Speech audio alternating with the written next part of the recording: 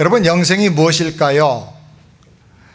교회가 이 땅에 세워진 아주 본질, 핵심 가운데 하나가 바로 영생인데, 영생이 과연 무엇일까요?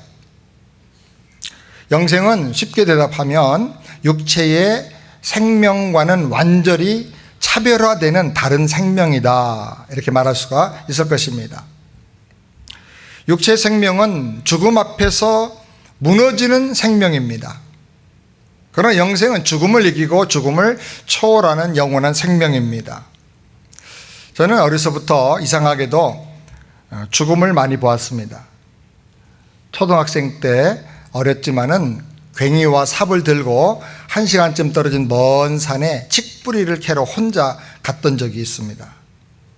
열심히 흙을 퍼내다가 둥그런 돌 같은 게 있어서 그거를 또 열심히 파서 끄집어 올렸더니 이게 죽은 사람의 해골이더라고요. 근데 큰 충격을 받은 것은 그 해골의 눈에서 뱀만큼 큰 지렁이가 꿈틀거리면서 튀어나왔습니다. 에그머니나 하고 그냥 괭이하고 삽을 놓고 얼마나 놀라서 도망쳐 내려왔는지요. 아직도 그 삽을 못 찾았습니다. 죽음은 인생을 이렇게 허망하고 무섭게 만듭니다. 한 번은 중학생 때 저희 집 근처에 있는 냇가에 가서 낚시를 했습니다. 거기는 강물과 바닷물이 함께 만나는 곳입니다. 그리고 갯벌, 진흙이 많은 곳입니다. 보령의 갯벌 축제하는 바로 거기죠. 건너편에 6살, 7살 난 애들이 5명이서 그 진흙밭에서 개를 잡는다고 여기저기 왔다 갔다 하는 것을 봤습니다. 갯벌에 구멍을 뚫고 작은 개들이 사는데 그 개를 잡으려면 구멍에 손을 쑥 집어넣고 이제 개를 잡아내는 것입니다. 그런데 얼마 후에 아이들 중에 몇 대가 막 크게 우는 소리가 들렸습니다. 그래서 무슨 일이라고 물으니까 4명의 아이가 물에 들어갔는데, 개 잡는다고 들어갔는데 나오질 않는다는 거예요. 갑자기 밀물이 들어오니까 그걸 모르고 진흙에 개구멍 속에 손을 집어넣다가 물에 빠져 죽은 것입니다. 낚시하는 어른들이 함께 많이 있었는데 아무도 구하러 들어가질 않습니다. 밀물이 너무나 거세게 들어오니까 강물이 흘러내려오고 그 위로 밀물이 막 올라오니까 거기가 소용돌이 같은 게 일어나는 곳입니다. 그래서 위험하니까 아무도 못 들어갑니다. 아저씨 들어가서 저 애들 구해지요, 충청도 말로 그렇게 말하면 나 수영 못해요. 그래도 아저씨 들어가서 어떻게든 살려야지요. 밀물대 들어가면 다 함께 죽어. 몰살이요. 아무도 안 들어갑니다. 누구도 한 사람도 들어가질 않아요. 그런데 얼떨결에 제가 뛰어 들어갔습니다. 한참 수영을 하다가 찾아보니까 한 여자애가 물에 누워 있습니다. 가까이 가보니까 눈을 뜨고 자기 머리카락을 두 손으로 다 잡고 죽어 있습니다. 그 아이를 건져내서 사람들에게로 인계하고 또다시 물속으로 들어갔습니다. 아직도 2명 더 있대, 3명 더 있다는 거예요. 그래가지고 물속으로 들어가서 잠수하면서 막 갯벌을 뒤지면서 찾았습니다. 결국 한 아이를 더 찾아서 건졌는데 진흙 개구멍 속에 손을 집어넣은 채 그걸 빼지 못하고 죽어 있더라고요. 손을 잡아 빼서 밖으로 건져냈습니다. 그런데 주먹을 쥔 그 한 손에 여전히 개를 잡고 있더라고요. 개구멍에 손을 넣었을 때 물이 들어오면 여기가 물이 다 구멍을 메꿔가지고 진공 상태가 됩니다. 손이 어른 손도 잘 빠지질 않아요. 그럴 때는 돌려가면서 손을 피고 돌려가면서 이렇게 빼야 되는데 이걸 모르고 꽉 쥐고 있으니까 어린아이가 손을 빼지를 못한 것입니다. 저는 물에 빠져 죽은 사람들 많이 봤습니다. 대부분 자기 머리카락을 잡든지 아니면 자기 옷을 막 이렇게 잡고 죽어 있습니다. 왜 그럴까? 너무너무 고통스러워서 아무거나 잡으려고 그랬겠지. 지푸라기로 잡으려고 한다는데 그렇게 생각을 했어요. 근데 세월이 지난 다음에 이런 생각을 해봤습니다. 혹시 자기가 자기를 머리를 잡아 끄집어내면서 살려보려고, 그러면 구할 수 있다고 생각하면서 머리를 잡지 않았을까? 혹시 자기 옷을 잡아당겨서 끌어내겠다는 그런 본능으로 자기 옷을 잡지 않았을까? 그런 생각을 해봅니다. 그런데 자기 머리를 잡아당겨서 물에서 나온 사람은 한 사람도 없고요, 자기 옷을 잡고 끄집어내가지고 살아난 사람 하나도 못 봤어요. 물에 빠진 사람은요, 자기 스스로는 구원할 수 없다는 거예요. 살 길은 밖에서 누군가가 구원의 손을 뻗어줘야 돼요. 잡아줘야 돼요. 예수 믿고 거듭난 다음에 여기서 위대한 진리를 깨달았어요. 죄악의 강물에 빠져서 죽어가는 사람은 스스로는 절대로 거기서 빠져나올 수가 없다. 하나님께서 구원의 손길을 뻗어주셔야만, 구원해 주셔야만, 그 손을 잡아야만 구원받을 수 있다는 것입니다. 그래서 영생은 사람의 노력으로 얻는 게 아니고요, 하나님이 주시는 선물이에요. 사랑의 선물이에요. 저는 어려서부터 정말 많은 죽음의 사건들을 경험하고 죽는 사람들을 많이 보았습니다. 그러던 어느 날 제가 깜짝 놀랐습니다. 멀리 있던 그 죽음은, 다른 사람들에게서 보았던 그 죽음이 어느 순간에 우리 집 안으로 들어왔더라고요. 우리 아버지가 50대 중반이었는데 건강하게 사업도 너무너무 잘하시고 아주 호탕한 분으로 그 마을의 유지로 소문난 분이었는데 갑자기 병들어서 50세 중반에 쓰러지셨어요. 그리고 7년 동안을 투병 생활하다가 결국은 돌아가셨어요. 우리 집도, 우리 가족도 죽음을 피해갈 수 없구나. 아버지에게 온 그 죽음이 할아버지에게 그 전에 왔었고, 그 죽음이 이제 언젠가 나에게도 오겠구나. 죽음에 대해서 정말 뼈저리게 느꼈던 적이 있습니다. 죽음이 무엇인가? 그리고 이 죽음을 어떻게 하면 이길 방법이 없겠는가? 이 죽음을 해결할 방법이 없겠는가? 그래서 어렴풋이나마 영생이 과연 무엇일까 생각을 하게 됩니다. 여러분, 영생이 무엇입니까? 영생을 얻는다는 것이 과연 무엇일까요? 내가 영생을 얻으면 영생 얻기 이전과 도대체 뭐가 달라집니까? 얼굴 그대로고 내 몸도 그대로인데, 내가 사는 집도 그대로인데 영생 얻었다고 하니 그럼 영생 얻은 그 표시가 뭡니까? 그리고 그 내가 영생을 얻었다는 것을 어떻게 할 수가 있습니까? 지난주에 이어서 앞으로 몇 주 동안 영생에 대해서 함께 생각을 하려고 합니다. 지난주 내용이 중요하기 때문에 영생이 무엇인가 잠깐 보면, 첫 번째로 새 생명이다. 따라서 영생은 새 생명이다. 하나님이 주시는 새로운 생명입니다. 육으로 난 생명 말고요, 하나님이 주시는 하나님의 생명입니다. 죽어도 사는 생명입니다. 죽음을 이기는 생명입니다. 영원히 죽지 않는 생명입니다. 그리고 하나님을 알면서, 하나님을 체험하면서, 하나님을 사랑하면서 하나님과 동행하는 그런 거룩하고 놀라운 생명이 바로 영생인 것입니다. 이 영생을 누리시기를 주님의 이름으로 축복합니다. 두 번째로 영생은 새 능력이다라는 것입니다. 영생은 죄를 이기는 능력입니다. 옛날엔 죄 못 이겼어요. 결심해도 안 되더라고요. 그런데 영생을 얻고 거듭나면 죄를 서서히 이기기 시작해요. 영생은 세상을 이깁니다. 고난을 이기고 역경을 이기는 능력이 영생 안에 있습니다. 사랑하는 여러분, 영생 얻기 원하십니까? 내가 죄인인 것을 인정하고 회개하고 예수님을 나의 구원자로, 나의 인생의 주인으로 받아들이고 영접하고 믿으시길 바랍니다. 그러면 죄를 사해 주시고 영원한 생명의 그 복을 주시겠다고 약속하셨습니다.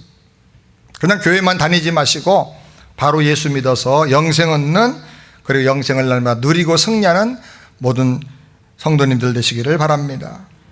영생이라고 하는 건 너무나 신비하고 너무나 오묘하기 때문에요, 그 비밀과 그 내용이 너무 깊고 무궁무진해요. 그래서 영생에 대해서 오늘도 함께 더 생각하길 원하는데, 영생이 무엇인가? 세 번째로, 영생은 새 신분이다라는 것입니다. 따라서 영생은 새 신분이다.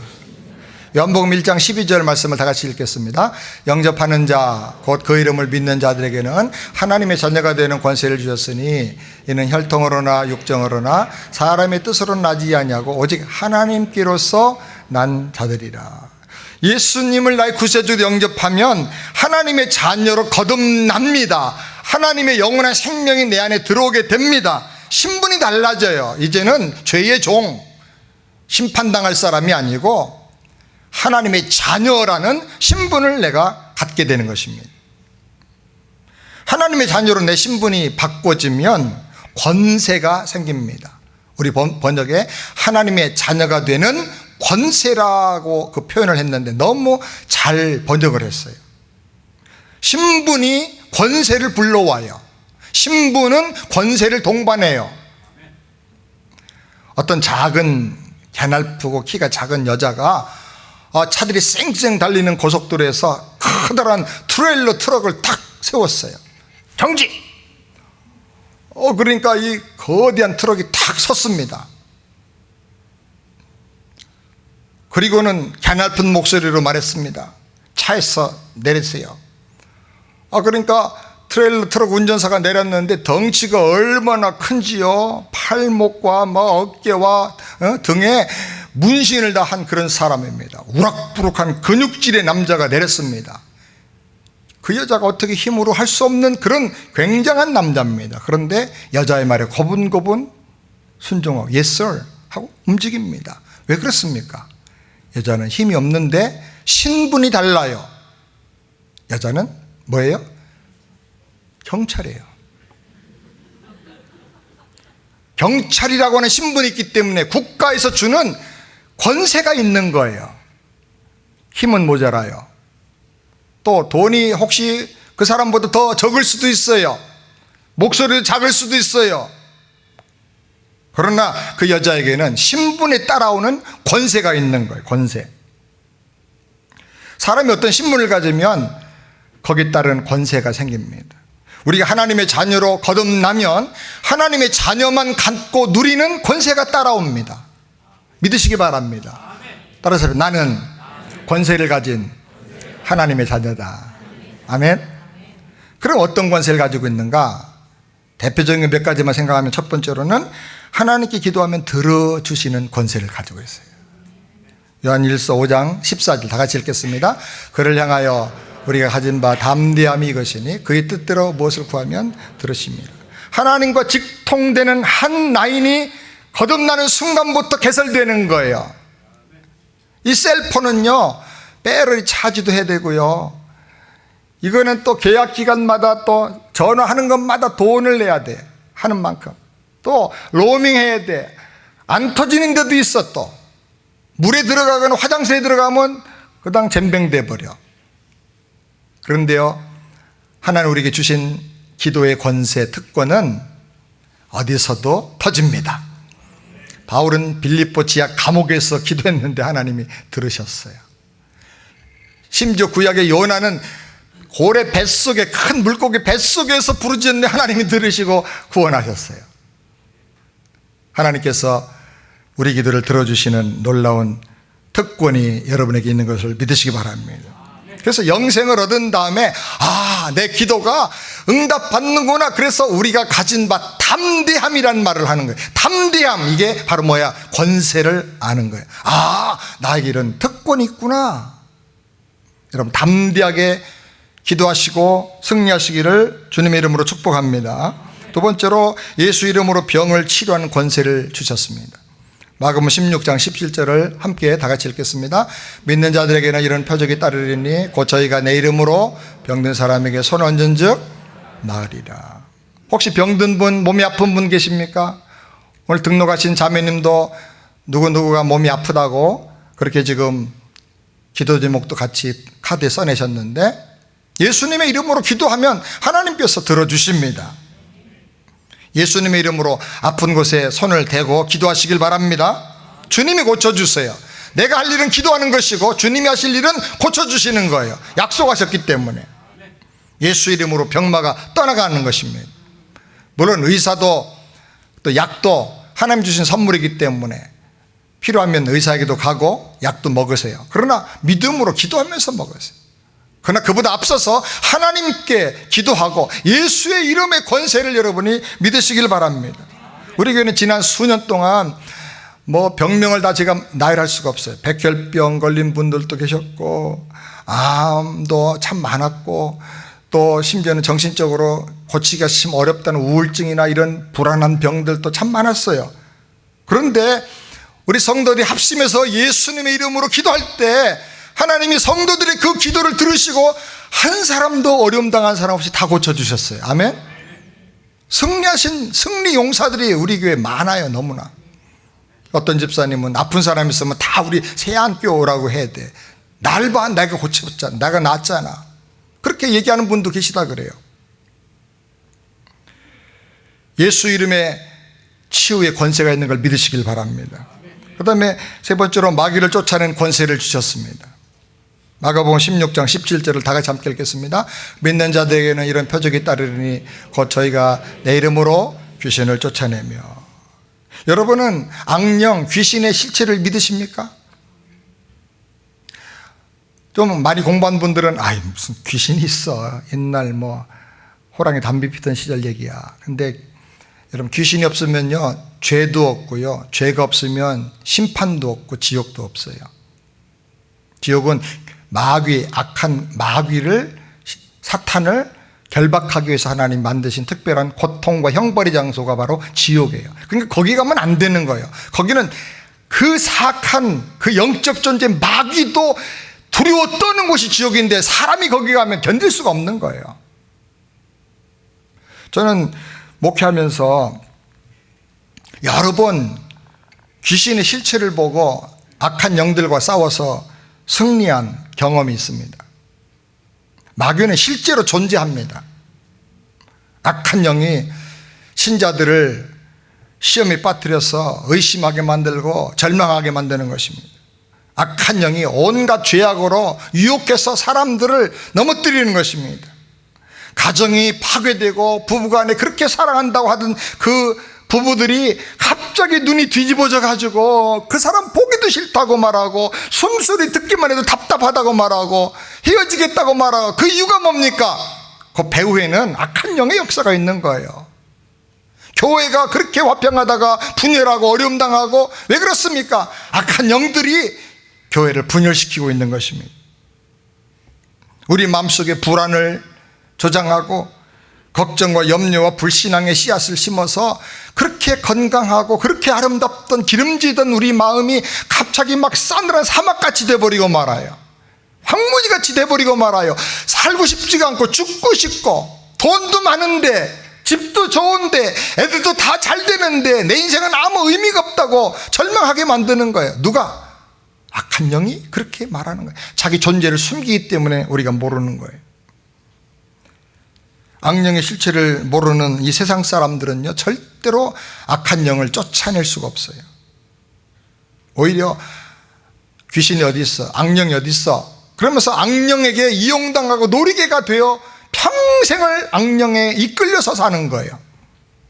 그러나 예수님을 영접하면 하나님의 자녀로 거듭나면서 하나님 나라를 보는 눈이 열려요. 영의 세계에서 눈이 열리게 되는 거예요. 인식이 열려요. 그리고 거듭난 사람에게는 예수님의 이름으로 악한 마귀를 쫓아낼 수 있는 권세가 있는 걸 믿으시기 바랍니다. 여러분, 실제로 이 권세를 사용하세요. 여러분 정말 예수를 영접하고 영생을 얻었다면, 때때로 악한 영의 시험과 악한 영으로 인해서 어떤 어려움이 있는 거라고 느껴질 때, 사탄아 예수 이름으로 물러가라, 더러운 영은 다 떠나가라, 우리 가정에 재난과 미움과 고통을 가져다주는 악한 영은 떠나가라. 절대로 사람한테 손가락질하면서 하지 마시고 영적으로 그렇게 하시길 바랍니다. 예수님도 그렇게 하셨어요. 예수님도 베드로가 뭐라고 할 때 사탄아 물러가라. 한번 따라서 하시겠어요? 나사렛 예수의 이름으로 명하노니 악한 사탄은 떠나갈지어다. 그렇게 하시길 바랍니다. 마음에 두려움이 있고 막 잠 못 자고 걱정 근심 때문에 죽고 싶고 우울하고 그럴 때 악한 영을 물리치세요. 그 권세를 예수님이 주신 것입니다. 그 다음에 네 번째로 하나님의 모든 것을 상속받는 권세를 주셨습니다. 갈라디아서 4장 7절을 다 같이 함께 읽겠습니다. 그러므로 내가 이후로는 종이 아니요 아들이니 아들이면 하나님으로 말미암아 유업을 받을 자니라. 하나님이 우리에게 영생을 주시고 우리를 아들로 자녀로 딸로 삼으신 이유가 뭐냐? 하나님이 그 놀라운 천국의 기업을 상속해 주겠다는 거예요. 이제 우리는 죄인이 아니고 의인이고 종이 아니고 아들과 딸이 되었고 상속자가 된 것을 믿으시기 바랍니다. 하나님께서 아들로 삼아주신 이유가 뭐냐? 하나님의 그 모든 약속, 하나님의 그 귀한 약속이 성경의 전체가 다 약속입니다. 그래서 신약, 구약은 옛날 예수님 오시기 전에 주셨던 약속들, 신약은 예수님 오신 이후에 우리에게 주신 약속들이에요. 이 약속들은 다 우리에게 물려주시려고 하나님이 기업으로 주신 걸 믿으시기 바랍니다. 이거 다 내 거예요. 나에게 주시려고 하는 거란 말이에요. 이 하나님 약속을 기업으로 물려주시고 천국을 우리에게 기업으로 물려주시고 성경에 보면 하나님의 왕권을 우리에게 물려주셔. 그래서 어떤 사람이 너는 10거울을 다스려라, 어떤 사람이 너는 5거울을 다스려라, 그렇게 상을 주시겠다 그랬어요. 그 말은 뭐냐면 하나님의 왕권을 우리에게 물려준다는 거예요. 여러분, 우리는 보통 사람들이 아닌 것입니다. 그래서 하나님께서 이런 하나님의 기업을 물려받을 수 있는 상속자가 되도록 하기 위해서 우리를 훈련시켜 주시는 거예요. 훈련은 두 가지가 있는데 말씀을 따라서 경건의 훈련을 자원함으로 받는 훈련이 있고, 그걸 모르고 자꾸 그냥 세월을 허비하고 딴짓을 하니까 하나님께서 환난과 시련을 통해서 주시는 단련이 있는 거예요. 여러분, 단련 받지 말고 훈련 받으시기를 주님 이름으로 축원합니다. 양육반에 들어가서 공부하고 말씀 배우고 기도 생활하고 제자 훈련 받고 자꾸 신앙을 훈련해 나가요. 훈련을 잘 받으면 반드시 하나님께서 그 그릇에 맞는 기업을 상속해 주시는 것입니다. 살다가 삶이 힘들고 어려울 때 이렇게 생각하시기 바랍니다. 하나님께서 나를 상속자로 만들기 위해서 훈련하고 계시다. 나는 상속자로 훈련받는 중이다. 따라서 나는 상속자로 훈련받는 중이다. 아멘. 훈련을 잘 받으시기를 바랍니다. 네 번째로, 이제 큰 네 번째로, 영생이 무엇인가? 새로운 지향성이 생기는 것이다 라고 말할 수가 있습니다. 연어는 자기가 부화된 곳으로 그 수천 킬로를 바다를 수영을 해서 올라옵니다. 그걸 보면 얼마나 신비한지 모릅니다. 이것을 우리는 그 생명이 갖고 있는 어떤 특징이고 신비라고 말합니다. 왜 연어가 알래스카로 또 자기가 부화된 그곳으로 올라오는지 아직도 아무도 모릅니다. 뭐 자기장 때문이다, 뭐 때문이다, 냄새 때문이다, 뭐 별 얘기를 다 하지만은 확실한 건 뭐냐면 연어의 생명이 갖고 있는 그 지향성 때문이라는 거예요. 지향성. 나는 거기로 가야 돼. 그게 고향이야. 내가 가야 돼. 그걸 계속 가는 거예요. 하나님께서 우리에게 영생을 주시면 하나님이 주신 영생을 가진 사람 안에 이런 지향성이 생겨나요. 지향, 방향을 바라보고 계속 나가는 거예요. 이건 아주 너무나 독특하고 차별성 있는 지향성인데, 그 지향성이 뭐냐? 첫 번째로는 하나님 지향성이에요. 베드로전서 3장 21절 다 같이 읽겠습니다. 물은 곧 세례라 육체의 더러운 것을 제하여버림이 아니요 오직 선한 양심이 하나님을 향하여 찾아가는 것이라. 물 세례, 세례를 말하면서 세례, 예수님과 연합하여 우리가 영적인 세례를 받고 나면 선한 양심이, 거듭난 양심이, 새 생명이 들어와서 이 선한 양심이 생겨나게 되는데, 이 새 생명이 들어와서 그 사람이 거듭나 선한 양심을 갖게 되면 그 양심이 하나님을 향하여 자꾸 찾아나간다는 거예요. 하나님을 향하는 지향성이 생겨나는 거예요. 옛날에는 시간 되면 그냥 생각나면 가끔 가기도 하고 뭐 안 갈 수도 있고 예배도 그렇게 중요한 게 아니었어요. 기도도 그렇게 잘 되질 않아요. 막 세상 뒤집어질 만큼 큰 어려운 일이 있어야만 겨우 한번 기도 한번 해보고 평소는 기도 안 하고 살아요. 하나님 별로 내 인생에 중요하지 않아요. 있으면 좋고 급하면 찾고 뭐 없어도 뭐 그냥 만수무강하는데 별로 지장 없다 이렇게 생각하고 살아요.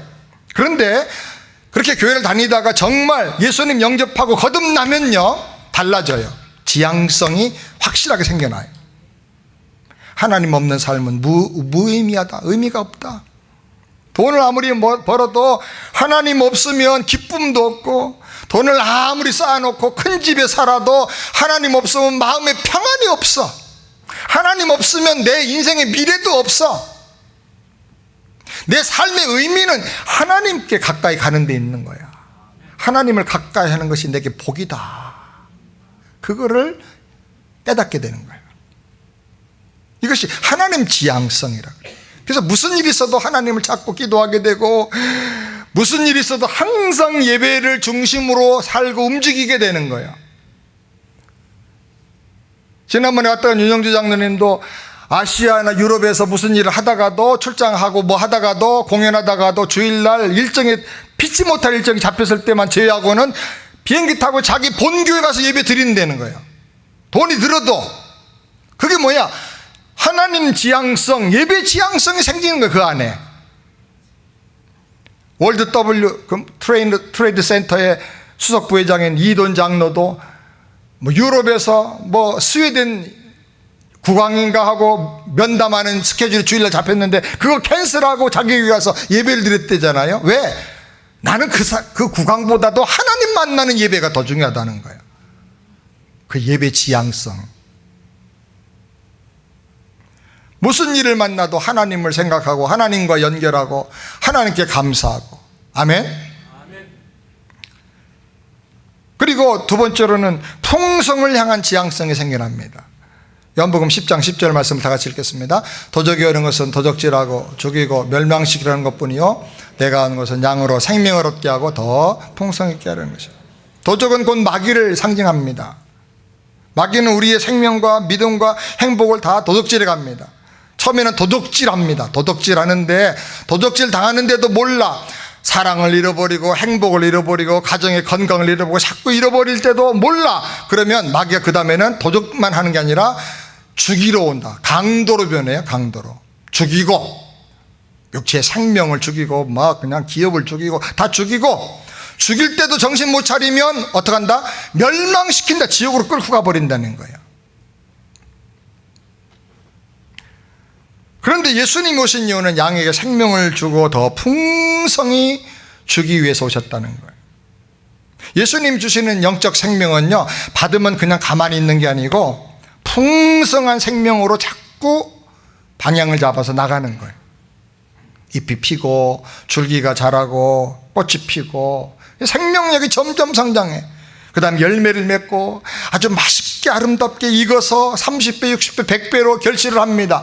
그 결실한 열매를 따서 다시 심으면 이제는 뭐 1000배, 10,000배, 수백만 배로 점점 커져가지고 온 땅에 퍼져나가는 거예요. 온 땅에 생육하고 번성하고 풍성해지는 거예요. 이게 하나님 우리에게 주신 육의 생명도 그런데 영의 생명은 더 놀랍게 풍성한 거예요.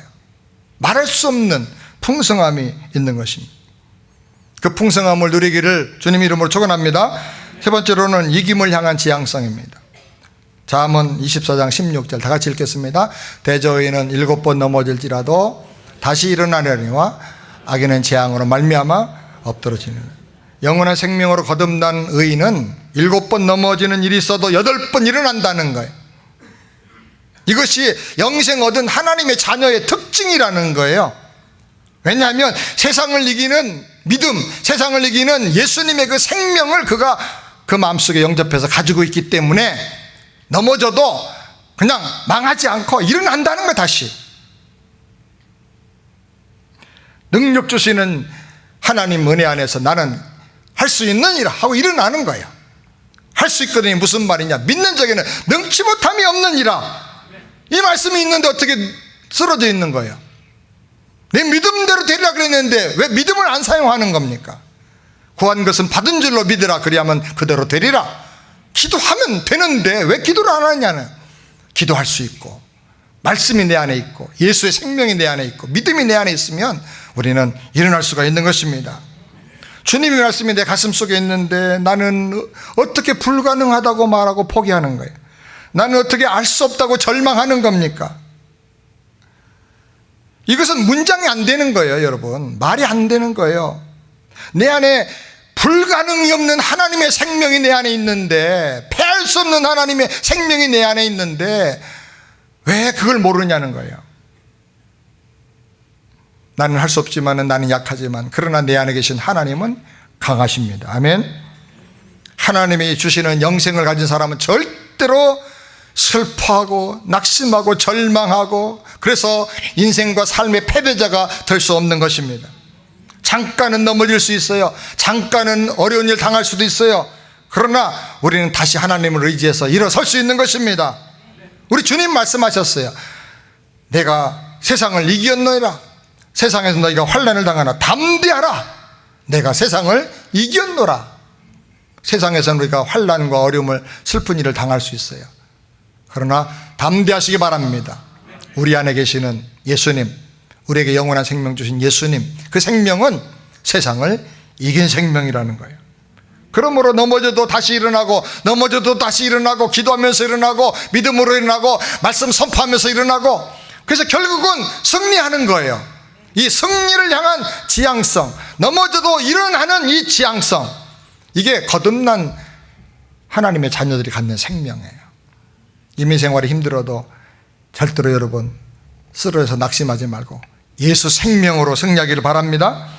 마지막으로 네 번째로 빛을 향한 지향성이 생깁니다. 에베소서 5장 8절 다 같이 함께 읽겠습니다. 너희가 전에는 어둠이더니 이제는 주 안에서 빛이라. 빛의 자녀들처럼 행하라. 빛 대신 예수님이 어느 날 내 안에 들어오면 내 마음이 밝아집니다. 제가 그렇게 체험을 했어요. 고등학교 때 도대체 나의 인생은 뭐냐, 우리 아버지처럼 그냥 열심히 돈 벌다가 또 병들어서 쓰러지고 죽고, 이 죽음과 이 고통과 허물을 대물림하면서 내가 살아야 되냐 심각하게 고민하고, 뭘 해야 될지, 어디로 가야 될지 너무너무 답답한 거예요.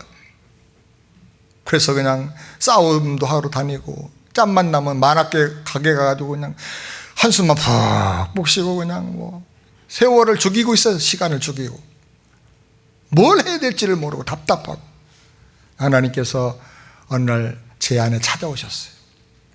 그동안 어둡고 부정적인 마음을 갖고 살았는데, 희망이 없었는데, 주님 내 마음에 들어오시고 나서부터 막 소망이 생기기 시작해요. 비전이 생기고 꿈이 생기기 시작했어요. 어두운 마음을 갖고 산 것이 이게 참 너무나 큰 죄악이었구나. 다시는 나는 그런 마음 갖고 살고 싶은 마음이 생기질 않아요.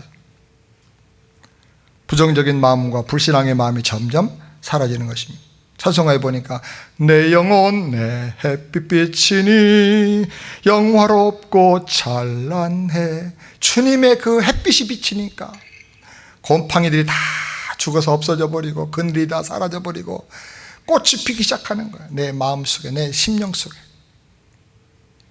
여러분의 영혼 속에 주님의 이 빛이 임하기를 주님의 이름으로 축원합니다. 어둠이 싫어져요. 어둠이 싫어져요. 난 부정적인 사람 너무너무 싫어요. 옛날에 그렇게 살아봤는데요, 되는 게 없어요. 예수님 영접하고 나면요, 마음이 밝아져요. 나는 할 수 없어. 그래도 주님은 아셔. 아멘. 이게 절대 믿음의 긍정이에요. 긍정. 좋아도 하나님을 향해서 나가게 되고, 어렵고 힘든 일이 있어도 하나님을 지향하면서 나가서 기도하게 되는 거예요. 세상의 가장 큰 축복은요, 이 빛을 향해서 나가는 지향성이다라고 저는 생각을 해요.